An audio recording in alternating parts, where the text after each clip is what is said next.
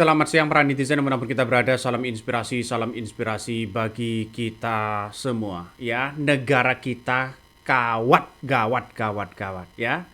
Bayangkan begitu kan ya, rumah Jampitsus Febri ya ini ya, Febriansyah ini begitu kan ya, kabarnya ya dikabarkan digeledah ya, kemudian ada aparat TNI yang berjaga di lokasi ini. Nah, dalam penggeledahan ini ya di 8 lokasi terkait dengan penyidikan dugaan korupsi dan tindak pidana pencucian uang atau TPUA ya atau TPU yang berkaitan dengan 3 perkara, yakni soal pengadaan batubara ya, batubara PLN, terus kemudian Krakatau Steel dan kemudian Asabri. Ini ngeri bos ya, berangkas besar ya, ditemukan 2 koper besar ya, terus kemudian di dalamnya ada isi uang, ada isi emas, ya batangan di situ begitu. Ngeri bos.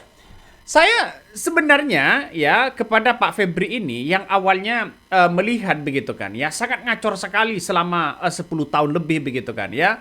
Dia keluar-keluar soal anti korupsi. Wih, ngeri bos. Dia memang terkenal dengan skill yang bagus ya, kepintarannya.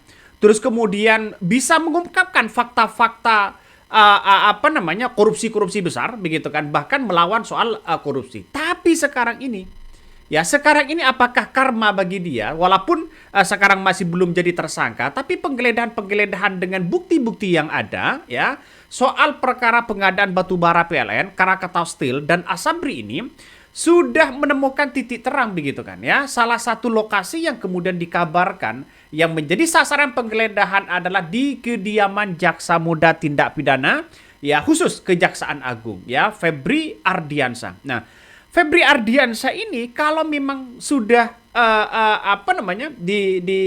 Jaksa Muda begitu, bukan tidak mungkin siapapun akan diberantas begitu. Ini ngeri-ngeri sedap bos persoalan-persoalan ini begitu. Kenapa saya katakan seperti itu? Karena kita lihat saja ya sekarang ini korupsinya semakin luar biasa. Apakah Prabowo melawan atau bagaimana?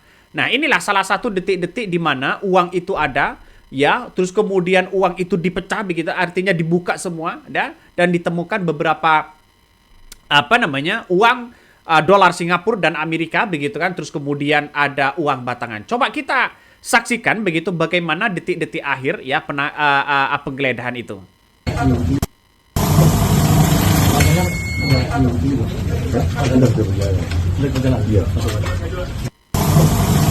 Nah, itulah tadi begitu kan saat saat penggeledahan. Tapi kan perlu diingat bahwa dengan penggeledahan seperti ini menandakan bahwa ada sesuatu hal yang kemudian yang harus kita lihat begitu, bahwa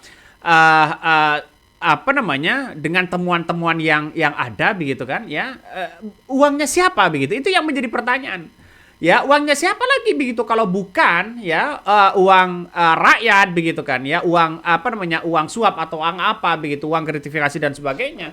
Saya kira kalau masih mengandalkan gaji tidak mungkinlah sebanyak itu begitu kan ya. Kabarnya bisa mencapai 5 triliun. Wow, ngeri kalau 5 triliun bos.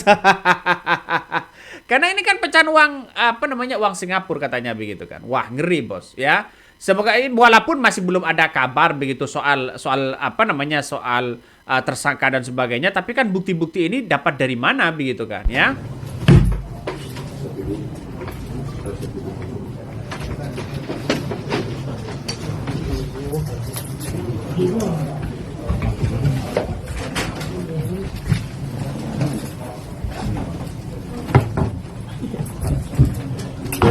Dibiarkan kali. Iya.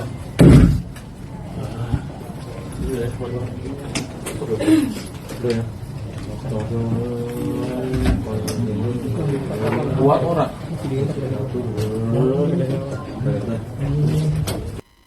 Ada yang baru tuh. Wah, ngeri nih bos ya. Ini soal kasus-kasus besar begitu kan. Pasti ini kan kasus besar. Kalau memang ada pencucian uang ya, TPU dan sebagainya begitu, maka ini menandakan bahwa kenapa dia sering teriak-teriak anti korupsi ya, sering memberikan bahwa mengungkap kasus-kasus besar. Nah, giliran sekarang ini ada dampaknya kepada dia begitu. Nah, kabarnya banyak muncul dugaan bahwa setiap orang yang bermasalah ya ada perkara ini, ada perkara itu begitu kan ya. Kabarnya saya nggak tahu lagi begitu, tapi yang jelas orang-orang akan melihat itu begitu kan, kabarnya ya terjadi soal negosiasi atau suap menyuap begitu kan. Nah, kira-kira seperti itulah ya. Tapi kan kita lihat saja bahwa sementara itu begitu kan ya, sementara itu yang telah dikonfirmasi begitu kan bahwa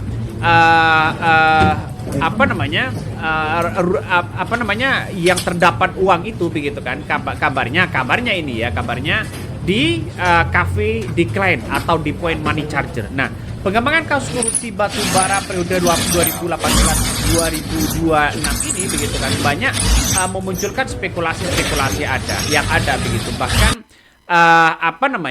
yang sudah ditetapkan jadi tersangka sebagai pengembangan itu sudah ditindak begitu kan ya. Nah, di mana tim Kops Pemberantasan Tindak Pidana Korupsi atau Kortas Tipikor ya, Polri bersama Polda Metro Jaya melakukan penggeledahan di Cafe Decline atau Point Money Charge di Jakarta Selatan ya. Dalam penggeledahan tersebut, polisi menemukan sebuah berangkas besar yang disembunyikan di dalam tembok ditutupi oleh etalase kafe. Bayangkan, ada apa kok sebegitu cerdasnya mereka begitu?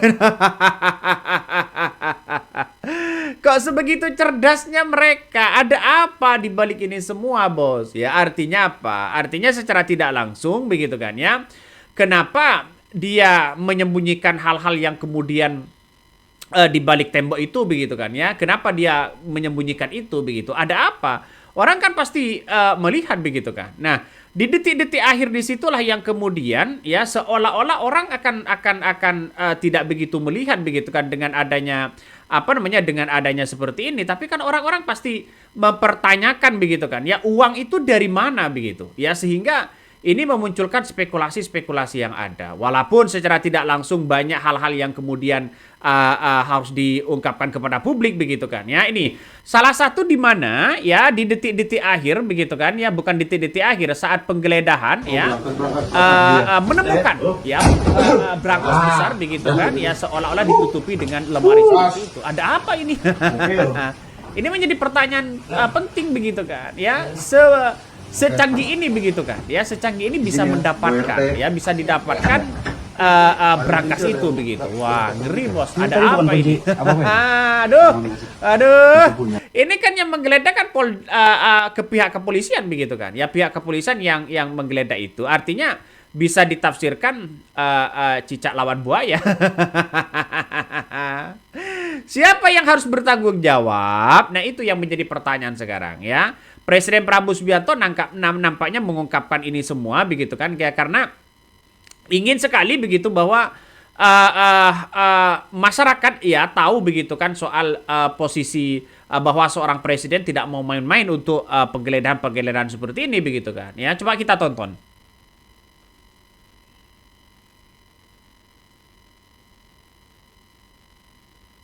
Wih, ngeri ini emasnya begitu banyak ini, berapa koper sudah? Waduh, ada hitungannya juga ini ya.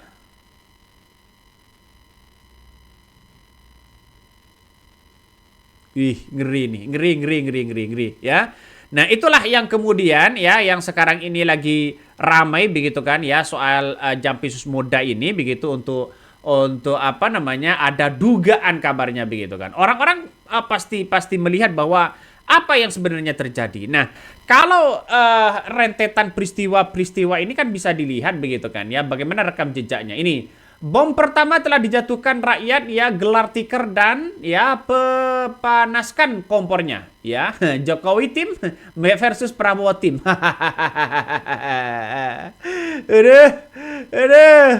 Aduh, ini nampaknya memang ada nuansa-nuansa yang kemudian kita lihat begitu kan ya. Yang dulu memang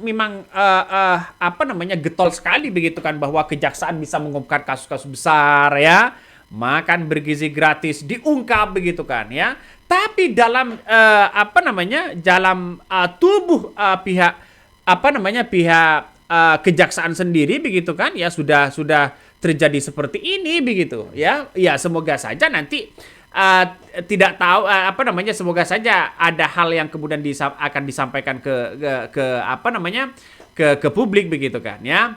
Nah, dalam lokasi penggeledahan ini di kafe Decline ya dan Point Money Charger ini Jakarta Selatan ya, kemudian ada brankas ya berukuran besar tersembunyi di dalam tembok di balik etalase kafe. Terus kemudian unit yang terlibat ya, tim Kortas Tipikor Polri dan Deskrimsus ya Polda Metro Jaya dengan pengawal Brimob bersenjata berdasarkan berita terkait ya bahwa apa namanya,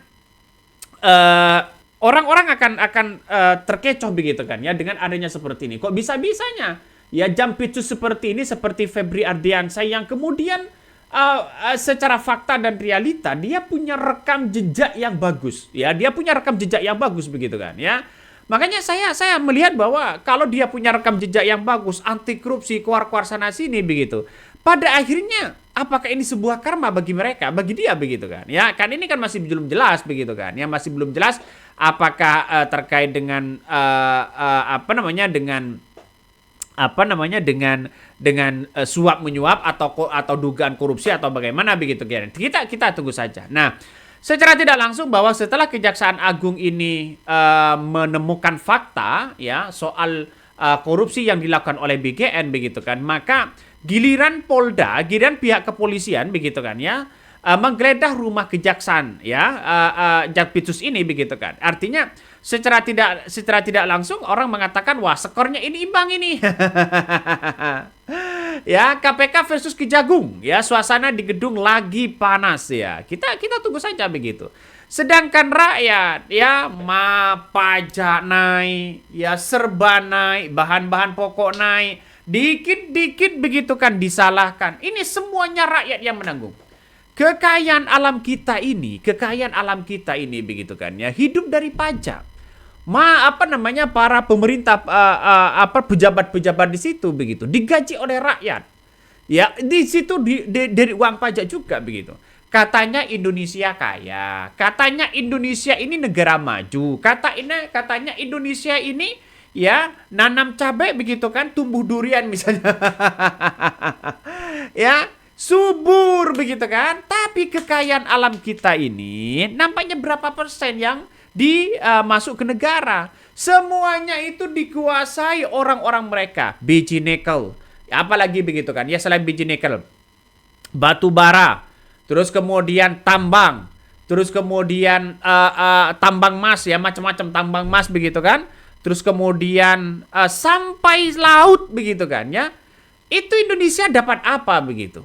Nah, inilah yang kita amati begitu kan ya, yang kita amati bahwa kenapa negara sekaya Indonesia saat ini begitu tetapi terus melakukan korupsi seperti itu. Makanya secara tidak langsung butuh orang-orang yang kuat, butuh orang-orang yang yang nggak takut begitu kan untuk mengungkapkan fakta seperti ini begitu. Nah, Presiden Prabowo Subianto hari ini nampaknya masih takut ya dengan hal-hal yang kemudian bersifat secara langsung begitu. Kalau menurut saya pribadi ya seharusnya begitu kan, seharusnya ya sudah ditangkap orang-orang koruptor itu begitu. Kalau bisa ya dihukum mati dan sebagainya. Nih, rekam jejak ya Febrian jaksa muda begitu kan ya, Jampitsus di situ begitu. Yang kemudian bagaimana soal soal korupsi yang ada di Indonesia, padahal dia punya rekam jejak yang bagus begitu. Kami juga kaget Pak Suding, anak buah kami mau pingsan menemukan uang sebanyak itu tergeletak di lantai, termasuk perkara Zaro Prikar. Ini menjadi perkara prioritas kita yang di dalamnya memang sedang kita dalami nih Pak Suding, sedang kita dalami. Tapi fakta yang ada ketika kita masuk, kita ketemu duit 1T dan SOP kita juga jelas. Ketika anak-anak masuk, itu bagaimana menjaga supaya satu lembar nggak hilang atau satu ikat. Itu selalu kita wajibkan dia bawa keluarganya, bawa ketua RT, dan tidak boleh menghitung kecuali orang bank. Sehingga clear and clean ketika barang tersebut bisa dibawa. Kami berharap betul dari TPPU yang upaya kami memiskinkan koruptor, ya termasuk Zaro Prikar ini, membuat ada 1-2 dari keluarga mereka, mudah-mudahan bisa kita tarik keterangannya, bisa kita membuat terang. kami jamin yang menjadi keinginan Komisi 3 menjadi keinginan kami juga. Nah, inilah yang kemudian yang dilakukan ya sebelum penggeledahan begitu kan. Makanya secara tidak langsung ya Jampitsus ini Febri ini begitu kan ya sudah jelas-jelas di depan mata dia punya rekam jejak yang bagus begitu, bagaimana anak buahnya melihat uang triliunan di situ begitu kan. Tapi kenapa ini terjadi kepada dirinya begitu? Ya ini kan masih masih bersifat penanganan begitu kan ya. Febri Ardiansyah ini kan Jampitsus muda, bagaimana bisa punya uang sebanyak itu begitu kan? Orang menjadi pertanyaan-pertanyaan yang sangat penting begitu kan ya, bahwa kok bisa-bisanya punya uang sebanyak itu, ada apa begitu? Inilah komentar-komentar dari netizen ya. Coba kita baca dari komentar-komentar ini. Gila ya, berangkat raksasa 2 koper beri syarat. Uang pecahan dolar untuk siapa? Jampitsus Febri Ardiansyah apakah ini terlibat? Ya, sangat disayangkan kalau memang ini terbukti begitu kan. Ya kenapa? Karena ini pada akhirnya kenapa rakyat yang kemudian menjadi sasaran pajak begitu nih? Kalau tidak salah beberapa waktu lalu rumah si Febri ya pernah akan digeledah Bareskrim Polri ya, tetapi dihalangi rumah dijaga ketat, toh akhirnya kena juga ya. Kalau benar terbukti si Febri ya, dugaan-dugaan seperti itu begitu kan ya, atas penyelewengan ya sikat aja siapapun begitu kan. Ini menunjukkan bahwa yang kemudian cicak melawan buaya di situ nampaknya benar-benar akan terjadi begitu. Aduh, gawat ini. Kepemimpinan Presiden Prabowo ini harus mengungkapkan ini semua. Kalau bisa yang disebutkan oleh tadi begitu kan ya, hukum mati. Tapi pertanyaannya sekarang adalah, kenapa selama ini kita lihat bahwa orang-orang yang getol sekali untuk teriak anti korupsi, tetapi dirinya ya blunder kepada dirinya. Noel begitu kan ya, langsung sidak sana sini begitu ya, mengucapkan anti korupsi, miskinkan, gantung. Tapi kepada dirinya juga kena begitu ya, soal suap dan korupsi dan sebagainya. Negara kita ini, pejabat-pejabat kita ini begitu, apakah 99% adalah dugaan adalah banyak yang korupsi? Ya kita buktikan aja begitu ya. Saya kira tidak aman mereka, pasti banyak melakukan hal-hal itu. Kenapa? Yang kita lihat saja masyarakat makin sengsara kok begitu kan. Kalau ini tidak diatasi, ngeri bos. Ya ngeri. Penegakan hukumnya seperti itu, ya bermain dengan cara seperti itu, sedangkan rakyatnya dipaksa untuk bayar pajak. Ini kan logikanya gimana? Kalau tidak ada pemimpin yang kemudian berani untuk menangani ini, tidak bisa.